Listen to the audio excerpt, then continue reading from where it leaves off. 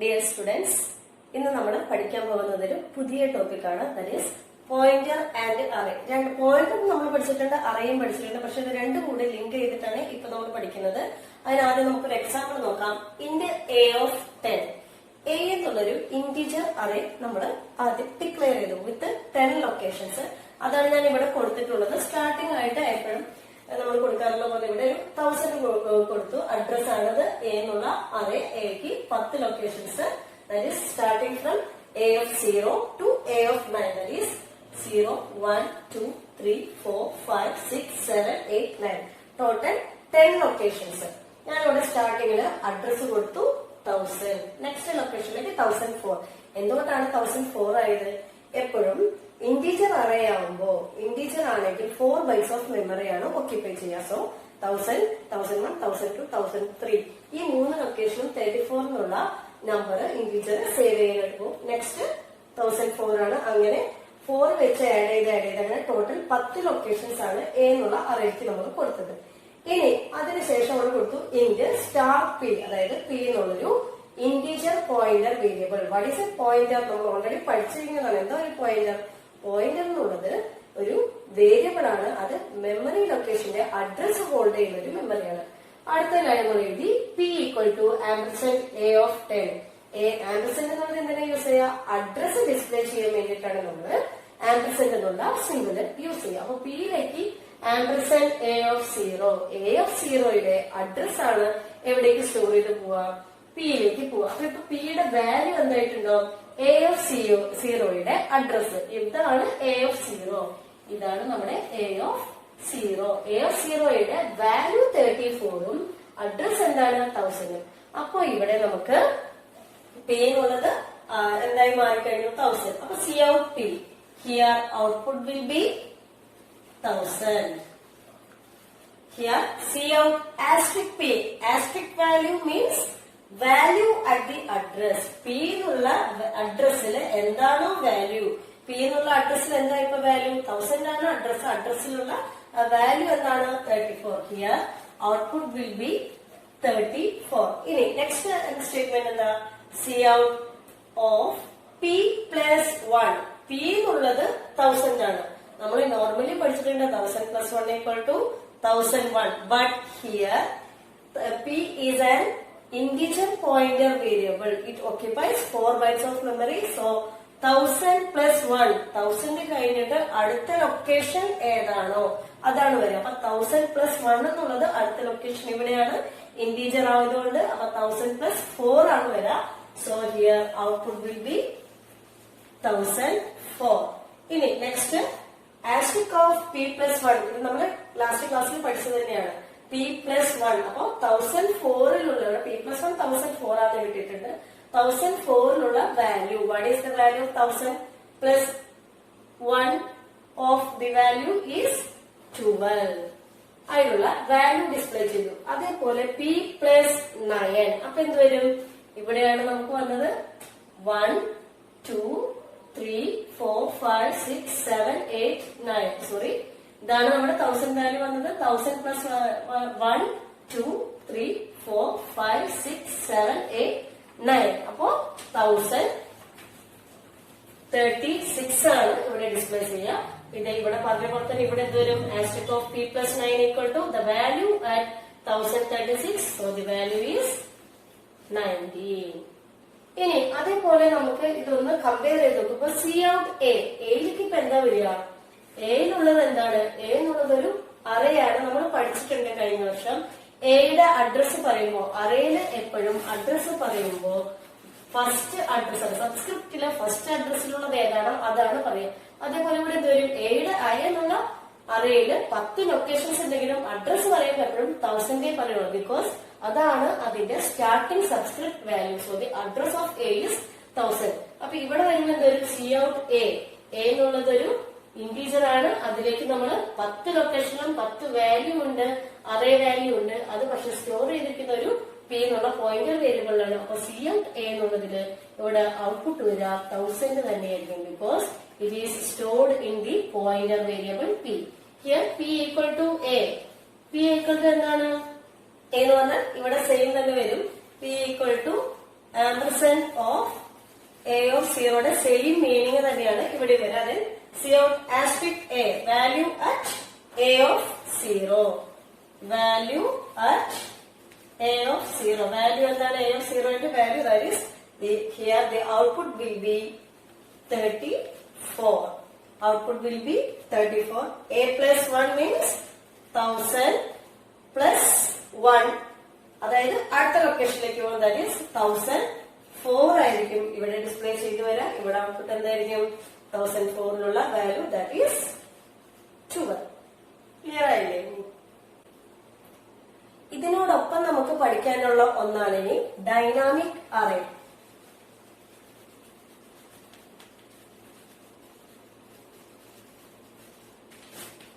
Dynamic array എന്നുള്ളത് നമ്മൾ dynamic memory allocation പഠിച്ചു കഴിഞ്ഞതല്ല. എന്തായിരുന്നു dynamic memory allocation? During the execution of program we can allocate new memory by using a new operator. അതായിരുന്നു dynamic memory allocation. അതായത് പ്രോഗ്രാമിന്റെ execution നടക്കുമ്പോൾ തന്നെ നമുക്ക് പുതിയ മെമ്മറി അലോക്കേറ്റ് ചെയ്യാം, അതും ന്യൂ ഓപ്പറേറ്റർ യൂസ് ചെയ്തിട്ട്.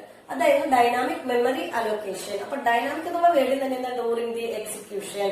അതേപോലെയാണ് ഇവിടെ ഡൈനാമിക് അറേ. ഡൈനാമിക് അറേ നമ്മൾ ക്രിയേറ്റ് ചെയ്യുന്നത് during the execution of the program ആയിരിക്കും by using new operator. New operator use ചെയ്തിട്ട് നമ്മൾ ക്രിയേറ്റ് ചെയ്യുന്ന ഒരു അറേയാണ് ഡൈനാമിക് മെമ്മറി ഡൈനാമിക് അറേ എന്നുള്ളത്. ന്യൂ ഓപ്പറേറ്റർ യൂസ് ചെയ്യുന്ന സിന്റാക്സ് എങ്ങനെയാണ്? Pointer variable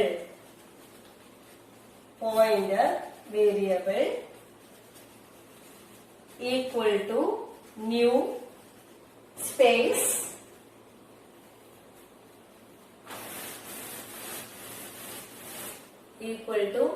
new space data type within square bracket size. ഇങ്ങനെയാണ് നമ്മൾ ഡൈനാമിക് അറേ ക്രിയേറ്റ് ചെയ്യുക. Pointer variable equal to new space data type of size. ഇത് ശ്രദ്ധിക്കാൻ നമ്മൾ last ക്ലാസ്സിൽ പോയിന്റർ ക്രിയേറ്റ് ചെയ്യുമ്പോൾ അതിന്റെ വാല്യൂ ഡയറക്റ്റ് കൊടുത്തിരുന്നു. അവിടെ എങ്ങനെയായിരുന്നു? ഇത് ഓപ്പൺ ബ്രാക്കറ്റ് ആയിരുന്നു. ഇവിടെ അറേ ആയതുകൊണ്ട് അറേ എപ്പോഴും നമ്മൾ ഡിക്ലെയർ ചെയ്യുമ്പോൾ ക്ലോസ്ഡ് ബ്രാക്കറ്റ് ആണ് യൂസ് ചെയ്യുക, ദാറ്റ് ഈസ് ബ്രാക്കറ്റ്. അവിടെ പരാൻതസിസ് ആയിരുന്നു നമ്മൾ വാല്യൂ ഇനീഷ്യലൈസ് ചെയ്യാൻ കൊടുത്തിരുന്നത്. ഇവിടെ എപ്പോഴും ബ്രാക്കറ്റ് തന്നെ കൊടുക്കുക. ഇങ്ങനെയായിരുന്നു syntax. Pointer variable equal to, ഇവിടെ സ്പേസ് പറയില്ല, pointer variable equal to new space data type ബ്രാക്കറ്റില് സൈസ് കൊടുത്തിട്ടാണ് നമ്മൾ എന്ത് ചെയ്യുക? എപ്പോഴും ഡൈനാമിക് അറേ ക്രിയേറ്റ് ചെയ്യുക. Our next topic is pointer and string. Pointer നമുക്കറിയാം എന്താണ് പോയിന്റർ? ഒരു വേരിയബിൾ ആണ്, മെമ്മറി അഡ്രസ് ഹോൾഡ് ചെയ്യുന്ന ഒരു വേരിയബിൾ ആണ് പോയിന്റർ. ഇനി സ്ട്രിംഗ് നമ്മൾ കഴിഞ്ഞ വർഷം പഠിച്ചതാണ്. എന്തായിരുന്നു സ്ട്രിംഗ്? സ്ട്രിംഗ് എന്നുള്ളത് കളക്ഷൻ ഓഫ് ക്യാരക്ടേഴ്സിനെയാണ് നമ്മൾ സ്ട്രിംഗ് എന്ന് പറയുക. ഇനി ഈ പോയിന്ററും സ്ട്രിംഗും കൂടെ എങ്ങനെയാണ് നമുക്ക് വർക്ക് ചെയ്യാൻ നോക്കാം. ആദ്യം തന്നെ ഒരു എക്സാമ്പിൾ നോക്കാം. നമുക്ക് ആദ്യം തന്നെ ഒരു എസ് എന്നുള്ളൊരു ക്യാരക്ടർ അറേ നമ്മൾ ഡിക്ലെയർ ചെയ്തു. എസ് എന്നുള്ളത് ഒരു ക്യാരക്ടർ അറേ ആണ്. എസ് എന്നുള്ള ക്യാരക്ടർ അറേ ഡിക്ലെയർ ചെയ്തു. നെക്സ്റ്റ് സ്റ്റേറ്റ്മെന്റിൽ star P, that is P എന്നുള്ളൊരു ക്യാരക്ടർ പോയിന്റർ, പി എന്നുള്ളൊരു ക്യാരക്ടർ പോയിന്റർ വേരിയബിളും നമ്മൾ ഡിക്ലെയർ ചെയ്തു. നെക്സ്റ്റ് സ്റ്റേറ്റ്മെന്റിൽ സീൻ എസ്, അതായത് കീബോർഡ് വഴി എന്തെങ്കിലും ഒരു സ്ട്രിംഗ് എൻ്റർ ചെയ്യും. ഞാനിവിടെ എക്സാമ്പിൾ ആയിട്ട് ഞാൻ കൊടുക്കുന്നത് പ്രോഗ്രാം എന്നുള്ളൊരു സ്ട്രിംഗ് നമുക്ക് എൻ്റർ ചെയ്യാം. പ്രോഗ്രാം എന്നുള്ളൊരു സ്ട്രിംഗ് എൻ്റർ ചെയ്തു. Next statement C out S. അപ്പൊ എന്ത് വരും? ഡിസ്പ്ലേ സ്റ്റേറ്റ്മെന്റ് ആണ് സി ഔട്ട് എന്നുള്ളത്. സി ഔട്ടില് ഔട്ട്പുട്ട് വരുന്നത് എങ്ങനെയായിരിക്കും? പ്രോഗ്രാം, ഇതായിരിക്കും നമ്മുടെ ഔട്ട്പുട്ട് ആയിട്ട് വരിക. അടുത്തത് P equal to S, that is എസിലുള്ളത് എന്താണോ അത് എങ്ങോട്ട് കോപ്പി ആവും? പി എന്നുള്ള വേരിയബിളിലേക്ക് കോപ്പി ചെയ്യും. അപ്പൊ എസ് എന്നുള്ളത് ഇപ്പോ എന്താണ്? എസ് എന്നുള്ളത് പ്രോഗ്രാം ആണ്. അത് ഇവിടെ എവിടേക്ക് സ്റ്റോർ ആയിട്ടുണ്ടാവും? പി എന്നുള്ള പോയിന്റർ വേരിയബിളിലേക്ക് സ്റ്റോർ ആയിട്ടുണ്ടാവും. Next statement C out P. അപ്പൊ പിയിൽ ഇപ്പൊ എന്താ ഉള്ളത്? എസിലുള്ളത് എന്താണോ അത് തന്നെയാണ് പിയിലുള്ളത്. So P C out P എന്നുള്ള സ്റ്റേറ്റ്മെന്റിൽ പ്രോഗ്രാം എന്നുള്ളത് തന്നെയായിരിക്കും നമ്മുടെ ഔട്ട്പുട്ട് ആയിട്ട് വരിക. ഒന്നുകൂടെ പറയാം, എസ് എന്നുള്ളതൊരു ക്യാരക്ടർ അറേയാണ്, പി എന്നുള്ളതൊരു പോയിന്റർ ക്യാരക്ടർ ആണ്. ദെൻ സിയും എസ് കീബോർഡ് വഴി നമ്മളിത് സ്ട്രിങ് എൻ്റർ ചെയ്യാണ്. അത് പ്രോഗ്രാം എന്നുള്ളൊരു സ്ട്രിങ് ആണ് ഞാൻ എൻ്റർ ചെയ്യുന്നത്. അടുത്തത് സി ഔട്ട് എസ്, എസിലുള്ളത് എന്താണോ അത് നമുക്ക് ഡിസ്പ്ലേ സ്റ്റേറ്റ്മെന്റിലേക്ക് വരും. പ്രോഗ്രാം എന്നുള്ളത് വന്നു കഴിഞ്ഞു. പി ഈക്വൽ ടു എസ് ആണ് അടുത്ത സ്റ്റേറ്റ്മെന്റ്. എസിലുള്ളത് എന്തായിരുന്നോ അത് പിയിലേക്ക് കോപ്പി ആവും. ഇപ്പൊ എസിലുള്ളത് പ്രോഗ്രാം ആണ്, സെയിം തന്നെ നമുക്ക് എവിടെ വരും? പിയിലേക്ക് വരും. Next C out P, so the output will be program. Next statement C out ampersand S of 0.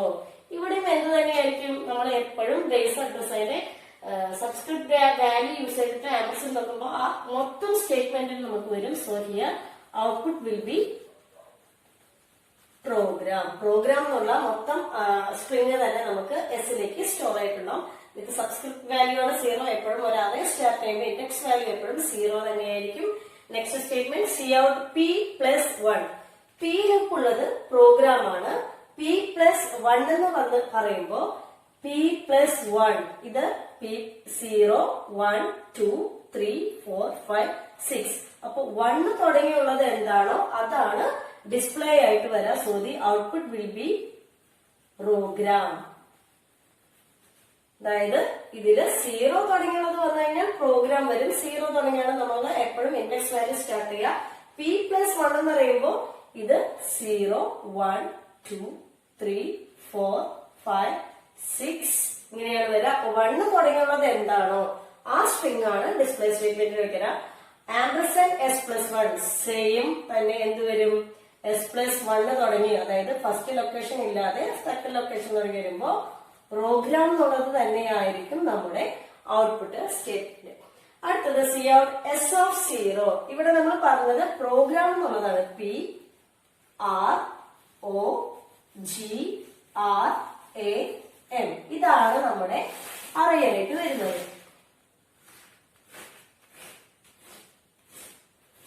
ഇതാണ് 0 1 2 3 4 5 6. ഇതാണ് നമ്മുടെ എസ് എന്നുള്ള അറേ. എസ് എന്നുള്ള array S of 0, that is S of 0 എന്താ? പി ആണ്. So here output will be P. Next statement C out asterisk P, value at P.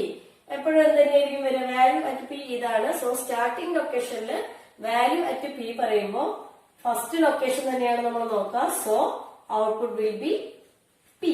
ഇനി next C out ampersand S. S എന്നുള്ള അറയുടെ, S എന്നുള്ള character അറയുടെ address എന്താണോ അതായിരിക്കും അവിടെ ഡിസ്പ്ലേ ചെയ്യുക. Address of S, address of the character array S. Ampersand P means address of pointer variable P. ഇത്രയും കാര്യങ്ങളാണ് നമുക്ക് പോയിന്റും സ്ട്രിങ്ങും തമ്മിൽ കമ്പയർ ചെയ്യുമ്പോൾ. നമുക്ക് ആദ്യം എസ് എന്നുള്ള ക്യാരക്ടർ അറേ കൊടുത്തു, പി എന്നുള്ള പോയിന്റർ വേരിയബിൾ കൊടുത്തു, ദെൻ എസ് കൊടുത്തു. എസിന് നമ്മൾ ഇവിടെ എക്സാമ്പിൾ ആയിട്ട് കൊടുത്തത് പ്രോഗ്രാം ആണ്. ദെൻ അതിന്റെ ഡിസ്പ്ലേ സ്റ്റേറ്റ്മെന്റ് പ്രോഗ്രാം വന്നു. എസിലുള്ളത് എന്താണോ അത് പിയിലേക്ക് കോപ്പിയായി. സി ഔട്ട് പി, അതായത് പിയിൽ ഇപ്പൊ എന്തെങ്കിലുള്ളത് പ്രോഗ്രാം ആണ്, അത് അങ്ങനെ ഡിസ്പ്ലേ ചെയ്തു. C out ampersand S of 0. S of 0 തുടങ്ങി, അതായത് ഇൻഡെക്സ് വാല്യൂ 0 തുടങ്ങി ആ എസ് എന്നുള്ളതിൽ എന്താണോ നമ്മൾ എൻ്റർ ചെയ്തത് എൻ്റയർ സ്ട്രിംഗ് അവിടെ റീഡ് ചെയ്തു വന്നു. ഡിസ്പ്ലേ ചെയ്തു. C out P plus 1. P എന്നുള്ളത് ഇവിടെ എസിലുള്ളത് അത് തന്നെയാണ്. പി പ്ലസ് 1 ആദ്യത്തെ ലൊക്കേഷൻ കഴിഞ്ഞിട്ട് ഈ ബാക്കിയുള്ളതാണ് വരിക. അപ്പോ ROGRAM പ്രോഗ്രാം എന്നുള്ളതാണ് വരിക. Next C out ampersand S plus 1 program തന്നെയാണ് വരിക. എസ് എന്നുള്ളത് ഇതിൽ എസ് പ്ലസ് 1 0 കഴിഞ്ഞു 1 കഴിഞ്ഞുള്ളത് ഏതാണോ അത് കംപ്ലീറ്റ് ഡിസ്പ്ലേ ചെയ്തു വന്നു. ദെൻ എസ് ഓഫ് 0, അതായത് സ്റ്റാർട്ടിംഗ് എസ് ഓഫ് 0 പി ആണ്, അത് ഡിസ്പ്ലേ ചെയ്യുക. ആസ്ട്രിക് പി തന്നെയായിരിക്കും നമുക്ക് ഡിസ്പ്ലേ ചെയ്തു വരാം. ക്യാരക്ടർ അറ്റ് പി തന്നെയാണ്. ഇത് രണ്ടും ഇവിടെ ഈക്വൽ ആയിട്ട് കാണിച്ച കാരണം കൊണ്ടാണ് നമുക്ക് ഇത് വന്നത്. Then C out ampersand S, address of S ആണ്. ആംപർസാൻഡ് എന്നുള്ളത് അഡ്രസ് ആണ് നമ്മൾ പഠിച്ചു കഴിഞ്ഞു. അപ്പൊ ആംപർസാൻഡ് എന്നുള്ളതില് അഡ്രസ് ഓഫ് എസ് ഡിസ്പ്ലേ ചെയ്തതും here C out ampersand P. So address of P ആണ് ഡിസ്പ്ലേ ചെയ്ത്. നമ്മളുടെ അടുത്തൊരു ടോപ്പിക്കാണ് പോയിന്റർ ആൻഡ് സ്ട്രക്ചർ. നമ്മൾ സ്ട്രക്ചർ എന്താണെന്ന് ഓൾറെഡി പഠിച്ചു കഴിഞ്ഞതാണ്. ഈ ചാപ്റ്ററിന്റെ സ്റ്റാർട്ടിങ് നമ്മൾ തുടങ്ങിയത് തന്നെ സ്ട്രക്ചർ എന്നുള്ളതാണ്. സ്ട്രക്ചർ എന്തായിരുന്നു? ഡിഫറെന്റ് ടൈപ്പ് ഓഫ് എലമെന്റ്സിന്റെ കളക്ഷൻ ആണ് സ്ട്രക്ചർ എന്നുള്ളത്. ഇനി ആ സ്ട്രക്ചറിൽ നമ്മൾ പോയിന്റേഴ്സ് യൂസ് ചെയ്യുന്നതിനെ കുറിച്ച് പഠിക്കാം.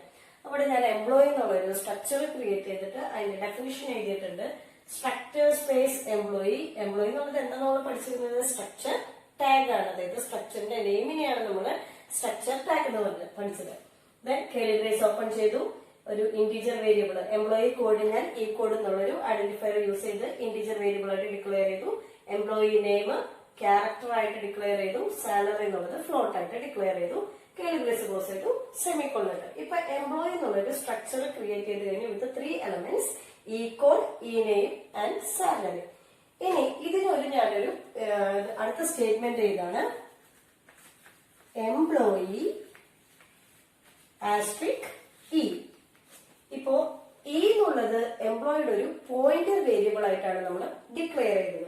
ഇനി അപ്പൊ നമ്മൾ പുതിയ മെമ്മറി വേണമെങ്കിൽ നമുക്ക് അലോക്കേറ്റ് ചെയ്യാം. അത് ഞാൻ എങ്ങനെയാണ് കൊടുത്തത്? E equal to new employee.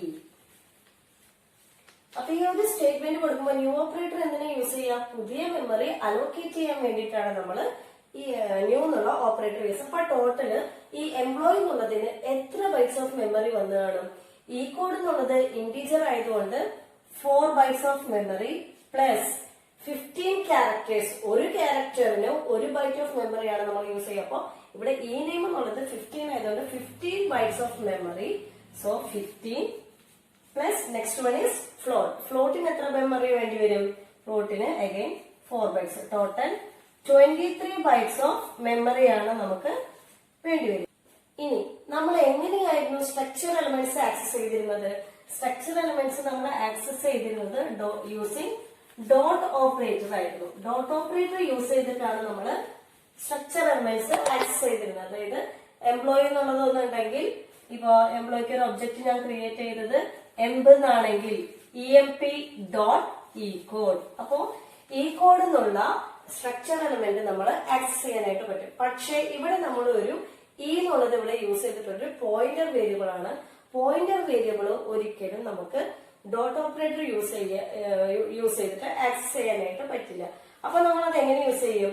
അതിനാണ് നമ്മളൊരു പുതിയ ഓപ്പറേറ്റർ പഠിക്കുകയാണ്. ജസ്റ്റ് ഒരു ഹൈഫൺ ഇടാം, അതിനുശേഷം ഒരു ഗ്രേറ്റർ ദാൻ സിമ്പിൾ ഇടാം. ഈ പോയിന്റർ യൂസ് ചെയ്തിട്ടാണ് നമ്മൾ എപ്പോഴും പോയിന്ററും സ്ട്രക്ചറൽ എലമെന്റ്സും നമ്മൾ ആക്സസ് ചെയ്യാനായിട്ട് പറ്റാം. അതെങ്ങനെയാണ്? സിന്റാക്സ് എഴുതാം. Structure pointer, then hyphen greater than symbol, then എന്താണോ സ്ട്രക്ചറിന്റെ എലമെന്റ് ആ എലമെന്റിനെയും എഴുതാം. Structure element semicolon. അപ്പൊ ഇങ്ങനെയാണ് പോയിന്റർ യൂസ് ചെയ്തിട്ട് നമ്മൾ സ്ട്രക്ചറിലെ എലമെന്റ്സ് ആക്സസ് ചെയ്യാനായിട്ട് പറ്റുക. ഇവിടെ നമ്മൾ എംപ് കോഡ് യൂസ് ചെയ്തിട്ടാണെങ്കിൽ ഇവിടെ നമ്മൾ യൂസ് ചെയ്തത് സ്ട്രക്ചറിന്റെ പോയിന്റർ വേരിയബിൾ ഇ ആയതുകൊണ്ട് തന്നെ ഇ ഹൈഫൺ ഈ കോഡ്. ഇങ്ങനെയാണ് നമ്മൾ യൂസ് ചെയ്ത് സ്ട്രക്ചറിന്റെ എലമെന്റ്സ് ആക്സസ് ചെയ്യുക. ഇനി അടുത്തത് ഇപ്പോ നെയിം നമുക്ക് റീഡ് ചെയ്യണമെങ്കിൽ ഗെറ്റസ് യൂസ് ചെയ്യും. എന്തുകൊണ്ടാണ് നമ്മൾ ഗെറ്റസ് യൂസ് ചെയ്തത്? സ്ട്രിംഗ് റീഡ് ചെയ്യണമെങ്കിൽ ഗെറ്റസ് ആണ് നമ്മൾ യൂസ് ചെയ്യാറ്. Gets E hyphen greater than symbol E name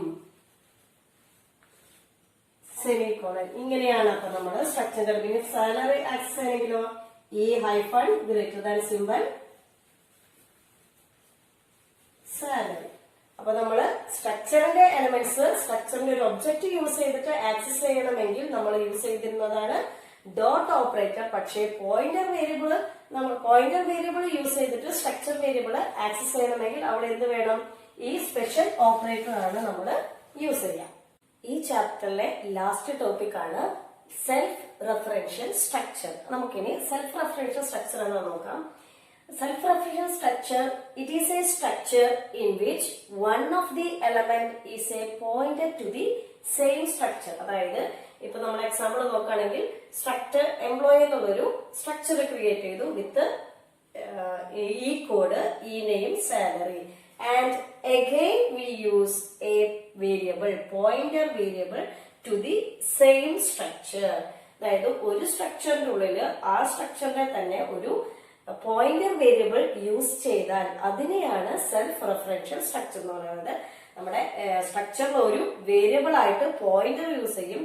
ആ പോയിന്റർ സെയിം സ്ട്രക്ചറിന്റെ തന്നെ പോയിന്റർ ആയിരിക്കും.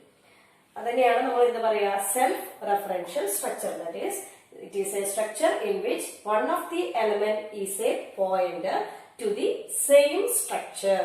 That is known as self-referential structure. അപ്പൊ ഈ ചാപ്റ്ററിൽ നമ്മൾ ആദ്യം പഠിച്ചത് സ്ട്രക്ചർ എന്തായിരുന്നു. സ്ട്രക്ചർ എന്നുള്ളത് ഡിഫറെന്റ് ടൈപ്പ് ഓഫ് എലിമെന്റ്സിന്റെ ഒരു കളക്ഷൻ ആണ്. Reference under A common name. That common name is known as structure tag. പിന്നെ അതിന്റെ ഡെഫിനിഷൻ, സിന്റാക്സ് പഠിച്ചു. നെസ്റ്റഡ് സ്ട്രക്ചർ എന്താണെന്ന് നമ്മൾ പഠിച്ചു. പിന്നെ നമ്മൾ പഠിച്ചത് ഈ ചാപ്റ്ററിൽ പോയിന്റർ എന്തായിരുന്നു. അതൊരു വേരിയബിൾ ആണ്. മെമ്മറി അഡ്രസ്സിനെ ഹോൾഡ് ചെയ്യുന്ന ലൊക്കേഷനെ ഹോൾഡ് ചെയ്യുന്ന ഒരു വേരിയബിൾ ആണ് പോയിന്റർ എന്നുള്ളത്. പിന്നെ നമ്മൾ പോയിന്ററും സ്ട്രിങ്ങും തമ്മിലുള്ളത് പഠിച്ചു. പോയിന്ററും അറേയും എങ്ങനെ വർക്ക് ചെയ്യുന്നത് പഠിച്ചു. പിന്നെ പോയിന്ററും സ്ട്രക്ചറും എങ്ങനെയാന്ന് പഠിച്ചു. അതിനിടയിൽ നമ്മൾ മെമ്മറി അലോക്കേഷനെ കുറിച്ച് പഠിച്ചു. രണ്ട് ടൈപ്പ് മെമ്മറി അലോക്കേഷൻ ആണ് ഉണ്ടായത്, dynamic and static memory allocation. Static memory allocation എന്നുള്ളത് before the execution of a program we can allocate memory, അതായിരുന്നു static memory allocation. During the execution of a program memory allocate ചെയ്യുന്നതിനാണ് dynamic memory allocation എന്ന് പറയാം. അതിൽ രണ്ട് operator നമ്മൾ use ചെയ്തു, new operator and delete operator. New operator use ചെയ്തിട്ടാണ് നമ്മൾ പുതിയ മെമ്മറി അലോക്കേറ്റ് ചെയ്യുക. ഡിലീറ്റ് ഓപ്പറേറ്റർ യൂസ് ചെയ്യുന്നത് ഡി അലോക്കേറ്റ് ചെയ്യാനാണ്. അങ്ങനെ നമ്മൾ ന്യൂ ഓപ്പറേറ്റർ യൂസ് ചെയ്തിട്ട് അലോക്കേറ്റ് ചെയ്ത പുതിയ മെമ്മറികൾ നമുക്ക് എക്സ്ട്രാ ആയിട്ട് വരുന്നത് ഡിലീറ്റ് ഓപ്പറേറ്റർ യൂസ് ചെയ്തിട്ട് ഡി അലോക്കേറ്റ് ചെയ്യണം. അങ്ങനെ ചെയ്തില്ലെങ്കിൽ മെമ്മറി ലീക്ക് അവിടെ സംഭവിക്കും. ആൻഡ് ലാസ്റ്റ് പോർഷനിൽ നമ്മൾ പഠിച്ചു സെൽഫ് റെഫറൻഷ്യൽ സ്ട്രക്ചർ. ഒരു സ്ട്രക്ചറിന്റെ ഉള്ളില് അതിന്റെ തന്നെ ഒരു പോയിന്റർ എലമെന്റ് ആയിട്ട് വരികയാണ് ടു ദി സെയിം സ്ട്രക്ചർ. അങ്ങനെയാണ് നമ്മൾ ഇതിനെന്ത് പറയാ, സെൽഫ് റെഫറൻഷ്യൽ സ്ട്രക്ചർ എന്ന് പറയാ. അപ്പോ ഈ ചാപ്റ്ററിലെ എല്ലാ പോർഷൻസും നമ്മുടെ ഇപ്പൊ കവർ ചെയ്ത് കഴിഞ്ഞു. ഇനി പ്രോഗ്രാംസ് ആണ് ഉള്ളത്. അത് നമ്മൾ ഇനി വേറൊരു ക്ലാസ്സിൽ നമുക്ക് അതിനെ കുറിച്ചൊക്കെ പഠിക്കാം. ഈ ചാപ്റ്ററിലെ നോട്ടും കൂടെ എഴുതി വെക്കുക എല്ലാവരും. അപ്പോൾ നമ്മുടെ ഈ ചാപ്റ്റർ ഇവിടെ വെച്ച് കംപ്ലീറ്റ് ആവുന്നു. Thank you students.